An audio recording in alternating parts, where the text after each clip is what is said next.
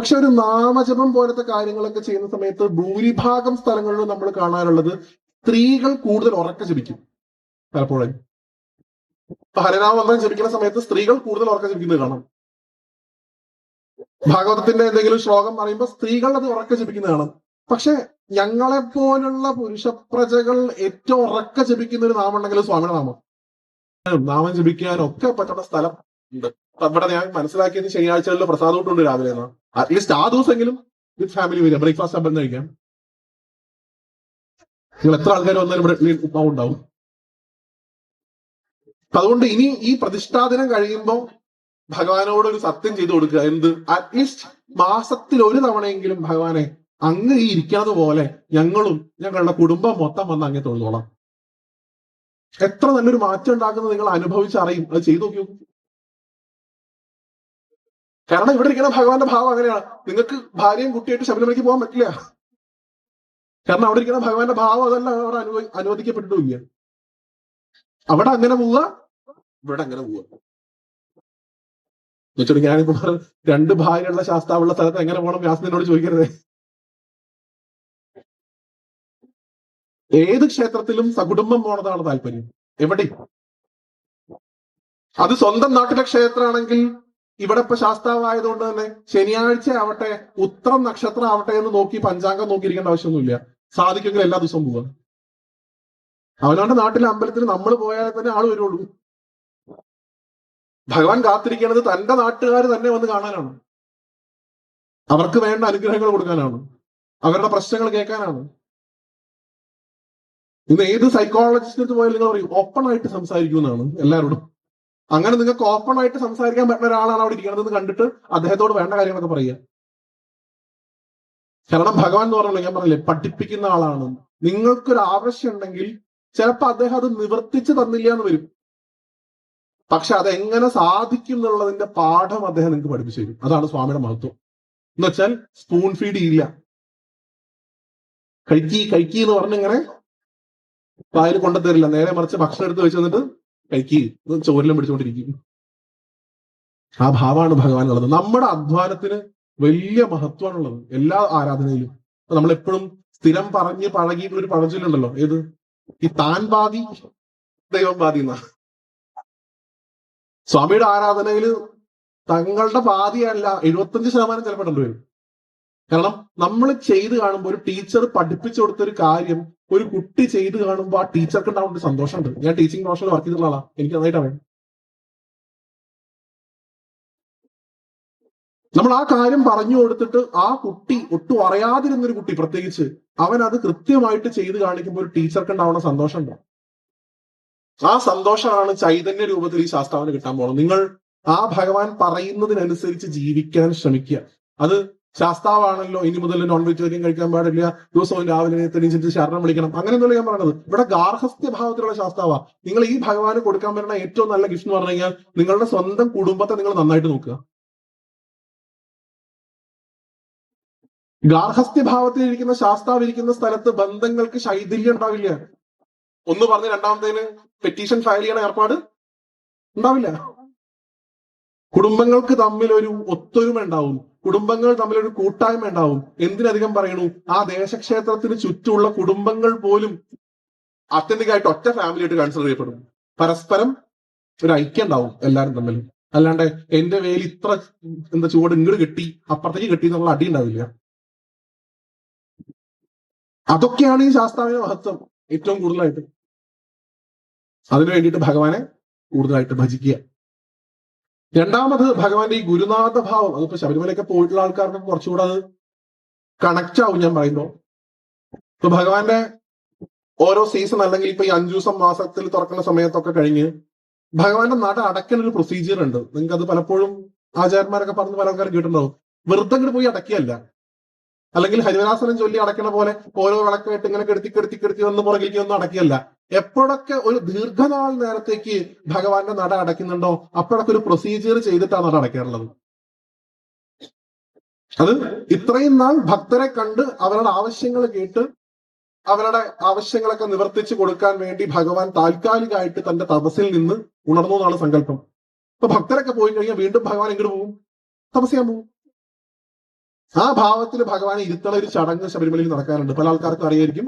ഭസ്മം കൊണ്ട് ഭഗവാൻ അഭിഷേകം ചെയ്ത് ജപമാല കയ്യിൽ കൊടുത്ത് തലപ്പാവ് ധരിപ്പിച്ച് ഒപ്പം ഒരു വടിയും ചാരി വയ്ക്കും, യോഗദണ്ഡ് എന്ന് പറഞ്ഞിട്ട്. എന്നിട്ടാണ് അടയ്ക്കുക. എന്നിട്ട് അടുത്ത മലയാള മാസം 1-ാം തീയതി തലേന്ന് നട തുറക്കുന്ന സമയത്ത് ഈ അഭിഷേകം ചെയ്ത ഭസ്മാണ് എല്ലാവർക്കും കൊടുക്കുക പ്രസാദമായിട്ട്. അവിടെ ഈ വടി ചാരി വെക്കണതിന്റെ തന്നെ മഹത്വമായിട്ട് പല ഗുരുസ്വാമിമാരും പറയാറുണ്ട്. അത് ആ ശാസ്താവിന്റെ ഗുരുനാഥ ഭാവത്തെയാണ് കാണിക്കുന്നത്. വടി എപ്പോഴും ടീച്ചറുടെ അടയാളാണ്. വടി കൈ പിടിച്ച് നടക്കാൻ പോലീസുകാർ മാത്രമല്ല, ടീച്ചർമാരാണ് കൂടുതലായിട്ട്. ചര്യ പഠിപ്പിക്കുന്ന ശാസ്താവ് ഏറ്റവും നല്ല രീതിയിൽ. ഇപ്പൊ ഇവിടെ കൂടുതലായിട്ട് അമ്മമാരാണുള്ളത്. എന്നെ പോലുള്ള കുറച്ച് ആൾക്കാരൊക്കെ ഇവിടെ കൂടുതലായിട്ട് പുറകിലൊക്കെ കാണുന്നുണ്ട്. അപ്പൊ ഈ ഹൈന്ദവ ധർമ്മത്തിൽ വന്ന് ജനിച്ച നമുക്കൊക്കെ ഈ നാമസങ്കീർത്തനത്തിന്റെ മഹത്വം ഇപ്പൊ ഇന്ന് ഭജനയുടെ എല്ലാം പാരമ്പര്യത്തിലൂടെ കൂടുതലായിട്ട് ഇന്ന് സമൂഹത്തിലേക്ക് എത്തുന്നു എന്ന് പറയുന്ന ഈ സമയത്തും ആദ്യകാലങ്ങളിൽ, ഇപ്പൊ അതിന് മാറ്റം വന്നിട്ടുണ്ട്, ഇപ്പോഴല്ല പണ്ട് പൊതുവിൽ ഇന്നും ചില ഭാഗവത സപ്താഹ വേദികളൊക്കെ നമ്മളിത് കാണാറുണ്ട്. ഇപ്പൊ എന്നെ പോലുള്ള ആൾക്കാർ, ഇപ്പൊ ഞാൻ ഇവിടെ ഇത് എന്റെ നാട്ടിൽ അമ്പലമാണെങ്കിൽ ഞാൻ ഒരിക്കലും ഫ്രണ്ടിൽ വന്നിരിക്കാറില്ല. ഒന്നാമത് സ്ത്രീകളാണ് ഏറ്റവും കൂടുതൽ ഇതിന് താല്പര്യം എടുക്കുക. അവരെപ്പോഴും ആദ്യം വന്നുള്ള സ്ഥലമൊക്കെ അവർ ഫില്ല് ചെയ്തിട്ടുണ്ടാവും. പുറകിലാണ് ഞങ്ങൾക്ക് സീറ്റ് കിട്ടാൻ എപ്പോഴും. പിന്നെ ചില ആൾക്കാർ അവിടെ ഇരിക്കാൻ താല്പര്യപ്പെടുന്ന ആൾക്കാരുണ്ട്. അതിനോടൊരു വൈമുഖ്യം ഉണ്ടായിട്ടല്ല, അവിടെ ഇരുന്നാലും കേൾക്കാം, അത്രേ ഉള്ളൂ. അല്ലാണ്ട് ഫ്രണ്ടിൽ വന്നിരിക്കാൻ മടിയുള്ളതുകൊണ്ടോ അമ്പലത്തിന്റെ കാര്യങ്ങൾ സഹകരിക്കാത്തതുകൊണ്ടോ അല്ല. പക്ഷെ ഒരു നാമജപം പോലത്തെ കാര്യങ്ങളൊക്കെ ചെയ്യുന്ന സമയത്ത് ഭൂരിഭാഗം സ്ഥലങ്ങളിലും നമ്മൾ കാണാനുള്ളത് സ്ത്രീകൾ കൂടുതൽ ഉറക്ക ജപിക്കും.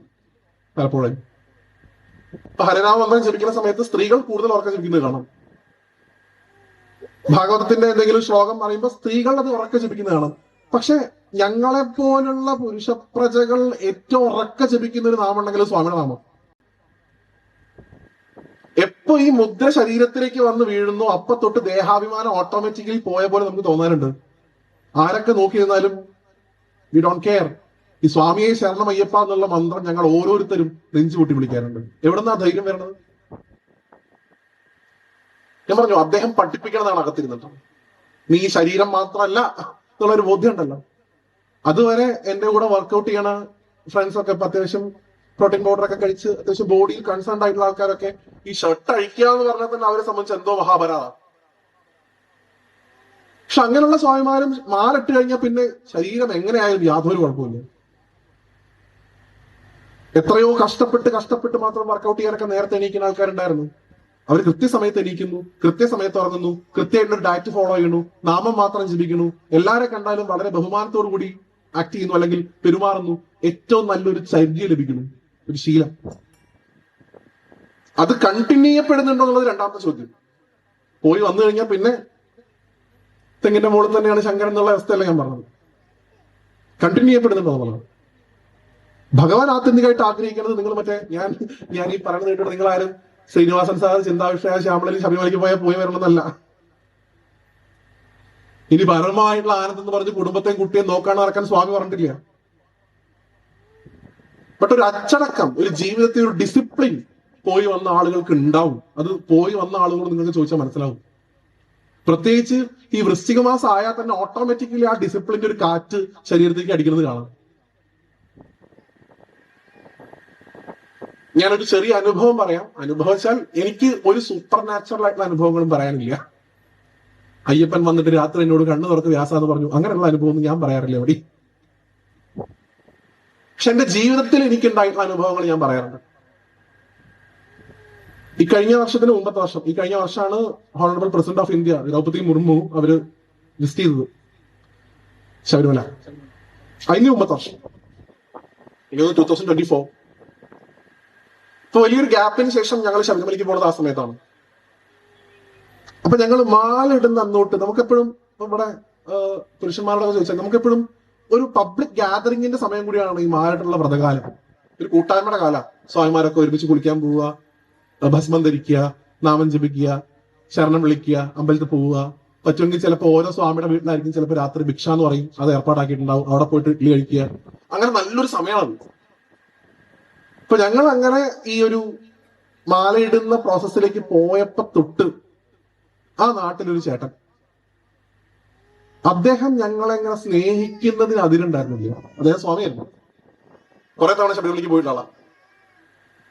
ഒന്നാമത്തെ ദിവസം മാലിട്ടിട്ട് വൈകുന്നേരം കുളിക്കാൻ പോയപ്പോൾ തന്നെ അദ്ദേഹം ഈ ശരണം വിളിക്കുമ്പോൾ എല്ലാ സ്വാമിമാരോടും പറഞ്ഞു, നാളെ മുതൽ നിങ്ങൾ ആരും ഭസ്മം കൊണ്ടുവരണ്ട, ഞാനൊരു വലിയ ബക്കറ്റ് പോലത്തെ സാധനം വാങ്ങി വെച്ചിട്ടുണ്ട്, അത് ഇവിടെ ഉണ്ട്. അത്ര കൺസേൺ ആയിരുന്നു. ഞങ്ങൾ ഭസ്മം കൊണ്ടുപോയിട്ടില്ല. കർപ്പൂരം അദ്ദേഹം വാങ്ങുന്നു ശരണം വിളിക്കുന്ന സമയത്ത് കത്തിക്കാൻ. ഭസ്മം എല്ലാവർക്കും ഉള്ളത് അദ്ദേഹം കൊണ്ടുവരുന്നു. ഓരോ ആൾക്കാരും രാവിലെ എണീറ്റിട്ടില്ലെങ്കിൽ അവരെ വിളിച്ച് എണീപ്പിക്കുന്നു ഫോൺ ചെയ്തിട്ട്. Great person. കെട്ടുനിറക്കി അദ്ദേഹം തന്നെ തലേ ദിവസം ഇരുന്ന് നാളികേരൊക്കെ ശരിയാക്കി തരുന്നു. ലിസ്റ്റ് എടുത്തിട്ട് ഓരോരുത്തർക്കും എന്തൊക്കെയാണ് വാങ്ങാണ്ടെന്ന് അറിയാൻ അദ്ദേഹം പണിയെടുക്കാൻ ആദ്യം മുമ്പിൽ നിൽക്കുന്നു. എത്ര നല്ലൊരു മനുഷ്യൻ. ഇപ്പൊ ഞാൻ എന്റെ ജീവിതത്തിൽ അതിന് മുമ്പ് ശബരിമലയ്ക്ക് പോയിട്ടുണ്ട്. എനിക്കറിയാം പമ്പ ഏതാണ് അപ്പാച്ചിമേടെന്നും ഏതാണ് നീലിമല ടോപ്പെന്നും അത്യാവശ്യം ബോധ്യം എനിക്കുണ്ടായിരുന്നു. പക്ഷെ അദ്ദേഹം ഞങ്ങൾ ഇങ്ങനെ സഞ്ചരിക്കുമ്പോൾ അദ്ദേഹം ആദ്യമായിട്ട് കുട്ടി വരുന്നത് പോലെ ഓരോരുത്തർക്കും ചൂണ്ടിക്കാണിച്ചു കൊടുത്ത് പറയും, ഇതാണ് അപ്പാച്ചിമേട്, ഇതാണ് പമ്പയിൽ, ഇവിടെ വെച്ചിട്ടാണ് സ്വാമിയെ പന്താൻ രാജാവിന് കിട്ടിയത്. ഇതിങ്ങനെ ഓരോന്നും കുട്ടികൾക്ക് പറഞ്ഞു തരും. ശബരിമല എത്തിയിട്ട് അദ്ദേഹത്തിന്റെ മുഖം ഞാൻ ഓർക്കണത് വലിയൊരു പുതപ്പ്, ഒരു ഭാണ്ഡം പോലെ ആക്കിയിട്ട് ആ ഭാണ്ഡം നിറയെ അരവണ ഇങ്ങനെ പിടിച്ചുകൊണ്ട് നടക്കണം അദ്ദേഹത്തിന്റെ മുഖം എനിക്ക് ഇപ്പോഴും നല്ല ഓർമ്മയുണ്ട്. കാരണം ആ വിരിയിൽ ഇരിക്കുന്ന ആൾക്കാർക്കൊക്കെ ഈ 2 ടിന്ന് വെച്ചിട്ട് 20 ആളുണ്ട്, ഒരു 10-60 അരവണ അദ്ദേഹം ഇങ്ങനെ പിടിച്ചുകൊണ്ടിരുന്നതാ എന്റെ മനസ്സിലുള്ള ചിത്രം. സുഖമായിട്ട് ദർശനമൊക്കെ കഴിഞ്ഞ് നാട്ടിൽ വന്ന് ഈ അമ്പലം തുറന്നിരിക്കുന്ന സമയത്ത് മാല ഉയരണ ഏർപ്പാടുള്ളൂ ആ ഭാഗത്തൊക്കെ. ഇവിടെ എനിക്ക് അങ്ങനെ തന്നെയാണെന്ന് തോന്നുന്നു. ഇപ്പൊ ഞങ്ങൾ വന്ന സമയത്ത് ഒരു 3 മണി 2:30 സമയമാണ് പുലർച്ചെ. അമ്പലം തുറന്നിട്ടില്ല. ഇപ്പൊ ഞങ്ങളുടെ അമ്പലത്തിന്റെ പരിസരം ആൽത്തറാന്ന് പണ്ട് കാര്യമില്ല, അവിടെ ധാരാളം ഈ നായ്ക്കളുടെ ശല്യമുണ്ട്, തെരുവ് നായ്ക്കളുടെ. ഞങ്ങളൊക്കെ വളരെ ടയർഡാണ്. ഒന്നാമത് ഇത്രയും നടന്നതിന്റെയും ഇറങ്ങിയതിന്റെ ഒക്കെ ക്ഷീണം, ഭക്ഷണത്തിന്റെ നേരാവണ്ണം കിട്ടാത്തതിന്റെ ക്ഷീണം ഇതൊക്കെ ഉണ്ട്. അപ്പൊ അദ്ദേഹം ഞങ്ങളോട് പറഞ്ഞു, നിങ്ങളൊക്കെ ഉറങ്ങിക്കോ, ഞാനിവിടെ ഉറങ്ങാണ്ടിരുന്നോളാം, ഒരു പട്ടിയും കിടി വരില്ല, ഞാൻ നോക്കിക്കോളാം എന്ന് പറഞ്ഞു. അങ്ങനെ ഞങ്ങളൊക്കെ എണീക്കണത് വരെ അദ്ദേഹം കാവലിരുന്നു. ഒരുമിച്ച് വീണ്ടും മാല അഴിക്കുന്നതിന് മുമ്പുള്ള അവസാനത്തെ ഒരു കുളി, അത് കുളിക്കാനായിട്ട് പോയി. അപ്പോഴും അദ്ദേഹത്തിന്റെ കയ്യിൽ ആ പണ്ടത്തെ ഭസ്മ പാക്കറ്റ് ഉണ്ടായിരുന്നു, ഞങ്ങൾക്ക് എല്ലാവർക്കും തന്നു. തിരിച്ചു വരാനുള്ള സമയത്ത് ഓരോരുത്തരോടും ഇൻഡിപെൻഡന്റ് ആയിട്ട് വന്ന ആ മനുഷ്യൻ പറഞ്ഞു, എടാ അടുത്ത കൊല്ലം നമുക്ക് ഒരുമിച്ച് പോകണം. ഞങ്ങൾ ഏറ്റവും കൂടുതൽ മിസ് ചെയ്യാൻ പോയിരുന്നത് ശബരിമല കാലത്തുണ്ടായിരുന്ന ആ ശീലങ്ങളെയും അദ്ദേഹത്തെയാണെന്ന് എനിക്ക് തോന്നിയിട്ടുണ്ട് പലപ്പോഴും.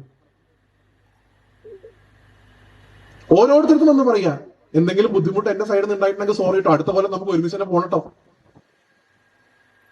അങ്ങനെയുള്ള ഒരാളായിരുന്നു. ഈ മാല ഉയർന്ന ചടങ്ങ് തുടങ്ങി. നമുക്കൊക്കെ ഇതിപ്പോ നീപ്പോ അടുത്തൊരു വർഷം ആവാം ധാരണയിൽ അവിടെ ചെല്ലണു, ഗുരുസ്വാമിയെ നമസ്കരിക്കണു, അയ്യപ്പന്റെ ഫോട്ടോയിലേക്ക് നോക്കണു, ശരണം വിളിക്കണു, മാല ഊരണു, ഇതാണ് ചടങ്ങ്. ഓരോരുത്തരായി മാല ഊരുന്നുണ്ട്. മാല ഊരിയ ആൾക്കാരൊക്കെ ഒരു ഭാഗത്തേക്ക് മാറി നിൽക്കുന്നുണ്ട്, മാല ഊരാൻ ബാക്കിയുള്ള ആൾക്കാർ ക്യൂ ആയിട്ട് നിൽക്കുന്നുണ്ട്. എല്ലാവരും വളരെ പ്ലസന്റ് ആയിട്ട് ഹാപ്പി ആയിട്ട് ഇനി അടുത്ത തവണ വീണ്ടും കാണാം എന്നുള്ള പ്രതീക്ഷയോടുകൂടി മാറി നിൽക്കുകയാണ്. അവസാനം നമ്മുടെ ഈ സ്നേഹം കൊണ്ട് ഞങ്ങളെ വീർപ്പ് മുട്ടിച്ചിരുന്ന ചേട്ടൻ മാല വരുന്ന സമയമായി. അപ്പോഴും അദ്ദേഹം ഈ മാറി നിൽക്കുന്ന ആൾക്കാരെ കണ്ടിട്ട് ഇപ്പൊ എല്ലാം പറഞ്ഞതുപോലെ അവസാനമായിട്ട് അദ്ദേഹം ഒന്ന് പറഞ്ഞു. അതിനുശേഷം അദ്ദേഹം ഗുരുസ്വാമിയെ നമസ്കരിച്ചു. അതിനുശേഷം അദ്ദേഹം അയ്യപ്പസ്വാമിയെ നമസ്കരിച്ചു. അത് കഴിഞ്ഞ് അദ്ദേഹം ഉറക്കെ ശരണം വിളിച്ച് തന്റെ കഴുത്തിൽ ഇത്രയും നാൾ താൻ ജീവൻ പോലെ കൊണ്ടു നടന്നിരുന്ന ആ മുദ്രമാല അദ്ദേഹം ഊരാൻ ശ്രമിക്കുകയാണ്. നിങ്ങൾ പറഞ്ഞാൽ വിശ്വസിക്കില്ല, അദ്ദേഹത്തിന് ഈ ചെവിയുടെ മുകൾ ഭാഗത്തേക്ക് ആ മാല ഉയർത്താൻ സാധിച്ചില്ല. ഇവിടെ വരെ പറ്റുള്ളൂ, ഇങ്ങോട്ട് പൊങ്ങണില്ല. അദ്ദേഹം ശരണം വിളിക്കുന്നതിന്റെ ഇന്റൻസിറ്റി ഒക്കെ മാറാൻ തുടങ്ങി. സ്വാമിയെ എന്നിങ്ങനെ നെഞ്ചുപൊട്ടി വിളിക്കുന്ന അവസ്ഥയിലേക്കായി. കുറച്ചുകൂടെ കഴിഞ്ഞപ്പോ അദ്ദേഹത്തിന്റെ കണ്ണിൽ നിന്ന് ധാരധാരയായിട്ട് ഇഷ്ടം പോലെ വെള്ളം ഇങ്ങനെ ഒഴുകാൻ തുടങ്ങി. നമുക്കൊക്കെ വളരെ പേടിയായി, കാരണം വല്ല പാനിക് അറ്റാക്ക് പോലത്തെ എന്തെങ്കിലും ഇഷ്യൂസ് വരുന്നു ചെയ്തിട്ട് അദ്ദേഹത്തിന്റെ കൂടെ ഉണ്ടായിരുന്ന സ്വാമിമാരൊക്കെ അദ്ദേഹത്തെ കെട്ടിപ്പിടിച്ചങ്ങോട്ട് കൊണ്ടുപോയി. അദ്ദേഹം ഓക്കെ ആയിട്ട് ഊരാം എന്നുള്ള രീതിയായി.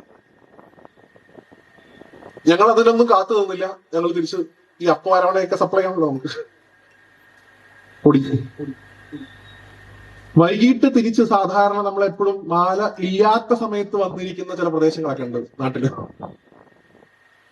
അവിടെ ഇരിക്കുന്ന സമയത്ത് ഇദ്ദേഹത്തെ പിടിച്ചു മാറ്റിയ സ്വാമിമാരിൽ ഞങ്ങളുടെ കൂടെയുള്ള ഒരാളെ ഞങ്ങൾ കണ്ടു. അപ്പൊ ഞങ്ങൾ പോയിട്ട് ചോദിച്ചു, ഇത്രയും നമ്മളെ സ്നേഹിച്ച ഒരാളാണ്, എന്താ അദ്ദേഹത്തിന് ശരിക്കും പറ്റിയത്? അദ്ദേഹം സ്വാമിയായിട്ട് അത്രയധികം കണക്റ്റഡ് ആയിരുന്നു, അത്രയധികം അദ്ദേഹത്തിന് ഭഗവാനോടുള്ള സ്നേഹമുള്ളതുകൊണ്ടാണോ, എന്തുകൊണ്ടാണ് അദ്ദേഹത്തിന് ഇങ്ങനെ ഈ ഒരു മനസ്സിനെ നിയന്ത്രിക്കാൻ പറ്റാത്തത്, ഈ മാല ഊരാൻ പറ്റാതെ പോയത് എന്തുകൊണ്ടാണ് എന്നുള്ള ഞങ്ങളുടെ ചോദ്യത്തിന് ഒറ്റ വാചകത്തിലാണ് ഉത്തരം കിട്ടിയത്. ഒറ്റ വാചകമേ ഉള്ളൂ, അത് മതിയായിരുന്നു. സിമ്പിളാണ്. നാളെ വൈകുന്നേരം 6 മണിയായ കൈ വരയ്ക്കുന്ന മനുഷ്യനാണ് അദ്ദേഹം എന്നാ പറഞ്ഞത്. ഇത്രേ ഉള്ളൂ. അത് ആലോചിച്ചിട്ട് അദ്ദേഹം കരഞ്ഞത് എന്ത്, ഇത്ര നാൾ നല്ല ഹാപ്പി ആയിട്ടൊരു ജീവിതമായിരുന്നു. രാവിലെ കൃത്യസമയത്ത് എണീക്കണു, അമ്പലത്തിൽ പോണു, കിട്ടണ പൈസ അങ്ങനെ എടുത്തിട്ട് ഭാര്യ എടുത്ത് കൊടുക്കണു, മക്കൾ അച്ഛൻ വരണത് കാത്തിരിക്കണു, നാളെ മുതൽ അയാളുടെ വീട്ടിലെ മക്കള് അദ്ദേഹം വരണതിന് മുമ്പ് ഉറങ്ങുന്ന പറഞ്ഞത്. എത്ര നല്ലൊരു ജീവിതം. പക്ഷെ ഇത് വലിക്കണ സമയത്ത് അദ്ദേഹത്തിന് തോന്നുകയാണ് വീണ്ടും ഈ അഴുക്ക് ചാലിൽ ഇറങ്ങി എന്റെ പഴയ ജീവിതത്തിലേക്ക് ഞാൻ പോവാണല്ലോ ഭഗവാനെ എന്ന് ആലോചിച്ചിട്ട് അദ്ദേഹം കരഞ്ഞത്. കാരണം ഈ മാല നിൽക്കുമ്പോ കിട്ടുന്ന ഒരു കോൺഫിഡൻസ് ഉണ്ട്. അതുള്ള സമയത്ത് നമുക്ക് എന്തിനേയും, ഏത് പ്രതിസന്ധിയെയും അല്ലെങ്കിൽ ഏത് പ്രലോഭനത്തെയും അതിജീവിക്കാൻ സാധിക്കും. പക്ഷെ അതെപ്പോ ശരീരത്തിൽ നിന്ന് പോകുന്നോ പഴയ ജീവിതത്തിലേക്ക് നമ്മൾ തിരിച്ചു പോകും. അതുകൊണ്ടാണ് ഗുരുസ്വാമിമാര് പറയാറുണ്ട് ഞങ്ങളുടെ നാട്ടിലൊക്കെ, പോയ ആള് തന്നെ തിരിച്ചു വരാനാണെങ്കിൽ പോകേണ്ട ആവശ്യമില്ല. Should be change. ഒരു മാറ്റം ഉണ്ടായിരിക്കണം പോയി വന്നു കഴിഞ്ഞാൽ എന്നാണ്. അത് ശബരിമലയിൽ മാത്രമല്ല, ഇപ്പൊ ഇവിടെ ആണെങ്കിലും എന്തെങ്കിലും ഒരു മാറ്റം സംഭവിക്കണം.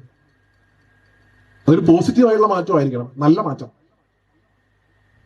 കാരണം അത് പഠിപ്പിക്കാനാണ് ഭഗവാൻ അവിടേക്ക് വിളിച്ചു വരുത്തിയത്. അത് പഠിച്ചിട്ടാണ് നമ്മൾ ആ മല ഇറങ്ങി പോണത്. പോയി കഴിഞ്ഞാൽ പിന്നെ ഉത്തരവാദിത്തപ്പെട്ട പഠിച്ചിറങ്ങിയ കുട്ടികളായിട്ട് ജീവിക്കുക എന്നുള്ളതാണ് ധർമ്മം. അത് പരമാവധി ഈ ഭഗവാന്റെ ദേശത്ത് താമസിക്കുന്ന നിങ്ങൾ ഓരോരുത്തരും ചെയ്യണം. എന്താ ഭഗവാന്റെ ധർമ്മം എന്ന് പറയുന്നത്? ഏറ്റവും നല്ല ധർമ്മമാണ് ഞാൻ പറഞ്ഞത്. ഇനി വരുന്നൊരു തലമുറയെ ഭഗവാന്റെ മക്കളാക്കി വളർത്തി ഉണ്ടാക്കുക എന്നുള്ളത് ഏറ്റവും മികച്ചൊരു ധർമ്മമാണ്. ഇന്ന് എത്രയോ മഹാത്മാക്കൾ ഇവിടെ വന്നപ്പോൾ ഞാൻ കണ്ടു, ഓരോരുത്തരും പരിചയപ്പെട്ടു. അവരിങ്ങനെയാണ് ഈ അമ്പലത്തിലേക്ക് വന്നത്, ഇന്ന കാര്യങ്ങളിലൂടെ ചെയ്യാൻ വേണ്ടി ശ്രമിക്കുന്നുണ്ട്. ഇത് കണ്ടു വളരുന്ന ഒരു തലമുറ അവരെ പോലെ അല്ലെങ്കിൽ അവരെക്കാൾ മികച്ചതായിട്ട് പ്രയത്നിക്കാൻ ഈ ഭഗവാന് വേണ്ടി മുന്നിട്ടിറങ്ങുമ്പോഴാണ് ഭഗവാൻ ആത്യന്തികമായിട്ട് സന്തോഷിക്കുന്നത്. അതിനുവേണ്ട ശ്രമങ്ങൾ നിങ്ങൾ ചെയ്തുകൊണ്ടേയിരിക്കുക. അപ്പോ നേരത്തെ പറഞ്ഞതുപോലെ ഈ ശാസ്താവ് ആരാണ് എന്നുള്ള ഭാവം നിങ്ങൾക്ക് കൂടുതലായിട്ട് പ്രകടമാവും. ഇനി രണ്ടാമത്, ഭഗവാന്റെ ഏറ്റവും പ്രധാനപ്പെട്ട ഭാവം, ഗുരുനാഥൻ കഴിഞ്ഞു കഴിഞ്ഞാൽ ഈ തപസ്സിരിക്കുന്ന ഭാവമൊന്നും അല്ല കേട്ടോ. It's a warrior. അദ്ദേഹത്തെ പോലൊരു പോരാളി പ്രപഞ്ചത്തിന് ഉണ്ടായിട്ടില്ല എന്നാണ്. ഒരു വില്ലാളി വീരനെ വീരമണി കണ്ടനെന്ന് നമ്മൾ ശരണം വിളിക്കുന്നത് വെറുതെ അല്ല. അത്ര വലിയൊരു പോരാളിയായിരുന്നു ഭഗവാൻ. ആ പോരാട്ട വീര്യവും ഭഗവാനെ ആരാധിക്കുന്ന ആൾക്കാർക്ക് കിട്ടുന്നതാണ്. എന്നുവെച്ചാൽ ജീവിതത്തിൽ ഏത് പ്രതിസന്ധി വന്നാലും ഇതൊക്കെ എത്രേ ഉള്ളൂ, ഇതിനെ എനിക്ക് അതിജീവിക്കാൻ സാധിക്കുന്നുള്ള ധൈര്യം ഉണ്ടല്ലോ, അതാണ് ഒരു പോരാളിക്ക് ആത്യന്തികമായിട്ട് ഉണ്ടാവുക. ഏറ്റവും വലിയൊരു ശത്രു മുമ്പിൽ വന്നു നിന്നാലും ഇവനെ എനിക്ക് തോൽപ്പിക്കാൻ പറ്റുന്നുള്ള ഒരു കോൺഫിഡൻസ് അത് ഭഗവാൻ ആരാധിക്കുന്ന ആൾക്കാർക്ക് ഉണ്ടാവും. ഇന്ന് അത് ഇല്ലാത്തതിന്റെ പ്രശ്നം കൊണ്ടാണ് ഇന്നിപ്പോ നാളെ ഒരു ഹർത്താലുണ്ട്. ഒരു പാവം കുട്ടി ആ ഡോക്ടറാവാൻ വേണ്ടി പോയതാ. ശാസ്താവിനെ പോലെ അല്ലാത്ത ചില ഗുരുനാഥൻ മഹാത്മാക്കളുണ്ട് നമ്മുടെ നാട്ടില്. ഒരു കുട്ടി ജനിച്ച കുലത്തിന്റെ പേരിൽ, അവന്റെ നിറത്തിന്റെ പേരിൽ അവനെ ബോഡി ഷേമിങ് ചെയ്ത്, അവനെ റാസിസത്തിലൂടെ അവനെ അപമാനിച്ച് ആ കുട്ടിയെ മരണത്തിലേക്ക് തള്ളിവിട്ട ആൾക്കാരെ അടിക്കാനാണ് ഭഗവാൻ ചൂരിലുകൊണ്ട് നടക്കുന്നത്. അത് കിട്ടേണ്ട സമയത്ത് നന്നായിട്ട് കിട്ടും, അതിൽ ഒരു തർക്കമില്ല. പക്ഷെ അവരെന്തുകൊണ്ട് ഉറപ്പില്ലാണ്ട് പോയി? ഈ ഒരു പ്രശ്നത്തെയും ഈ അപമാനത്തെയും നേരിട്ട ഞാൻ നാളെ അവരുടെ മുമ്പിൽ വിജയിച്ച് നിൽക്കും എന്നുള്ളൊരു കോൺഫിഡൻസ് ആ കുട്ടിക്ക് ഇല്ലാണ്ട് പോയി. ആ സമയത്ത് ചിലപ്പോൾ അങ്ങനെ തോന്നിയിട്ടുണ്ടാവുള്ളൂ, ജീവൻ കളയാൻ. തെറ്റൊന്നുമില്ല, പക്ഷെ നമുക്കൊരു കുട്ടിയെ നഷ്ടമായി. ഈ കോൺഫിഡൻസ് ഇല്ലായ്മ പരിഹരിക്കാനും നിങ്ങൾ ഈ ഭഗവാനെ നിത്യേന ഒന്ന് തൊഴും. കാരണം അദ്ദേഹം കോൺഫിഡൻസിന്റെ ദേവനാണ്, ആത്മവിശ്വാസത്തിന്റെ, പോരാട്ട വീര്യത്തിന്റെ ദേവതയാണ് ശാസ്താവ്. നമുക്ക് വിചാരം ഇങ്ങനെ ഇരിക്കണ ഭഗവാൻ മാത്രമേ ഉള്ളൂ എന്നാണ്.